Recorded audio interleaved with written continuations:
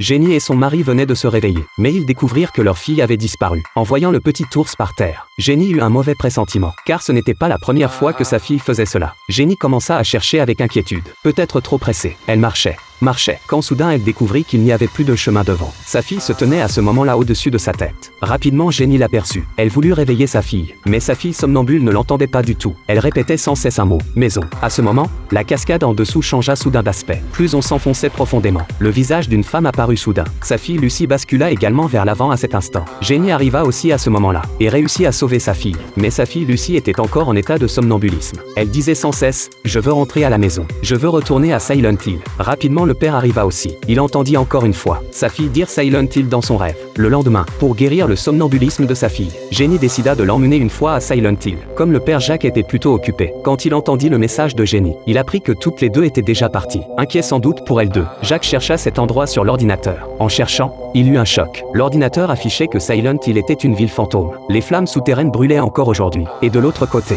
Jenny, en faisant le plein, découvrit soudain un carnet de dessins de sa fille. À l'intérieur était dessinée une fillette brûlée par le feu. Cela paraissait non seulement sanglant, mais aussi particulièrement terrifiant. À ce moment Lucie se réveilla. Jenny lui demanda pourquoi elle dessinait comme cela. Mais Lucie dit que ce n'était pas elle qui avait dessiné. Elle ajouta qu'elle n'aimait pas cela. Et cette scène fut justement vue par une femme policier. Elle pensa que Jenny était une méchante personne. Quand Jenny alla payer, elle se dirigea aussi vers Lucie. Lucie, voyant un étranger, ferma immédiatement la vitre. La femme policier, en voyant cette situation, fut aussi rassurée. Jenny demanda alors au vendeur comment aller à Silent Hill. Mais le vendeur dit que cette route avait été bloquée. On ne pouvait plus passer. Et elle découvrit aussi que la carte de Jenny était gelée. Jenny, en l'entendant, se mit en colère. Elle reprocha à Jacques pourquoi il avait gelé la carte. Et Jacques dit que nous devrions l'emmener à l'hôpital, et non pas au terrifiant Silent Hill. Comme Jenny avait aussi cherché cet endroit sur internet, elle connaissait l'horreur de l'intérieur. Mais la maladie de Lucie s'aggravait de plus en plus. Cette fois, elle devait absolument y aller. À ce moment, la femme policier montait encore la garde près de la voiture. En voyant Lucie partir en voiture, elle nota machinalement le numéro de plaque. À ce moment, la femme policier n'avait pas encore relâché sa vigilance. Jenny roulait ainsi devant, tandis qu'elle la suivait par derrière. Jenny voulait s'arrêter pour accepter un contrôle. À ce moment-là, elle vit soudain un panneau au bord de la route, indiquant la direction vers Silent Hill. Craignant que la police ne la laisse pas passer, Jenny accéléra instantanément, voulant ainsi semer la police. Même face au portail de fer qui était bloqué, Jenny ne ralentit pas le moins du monde. Elle fonça directement à travers.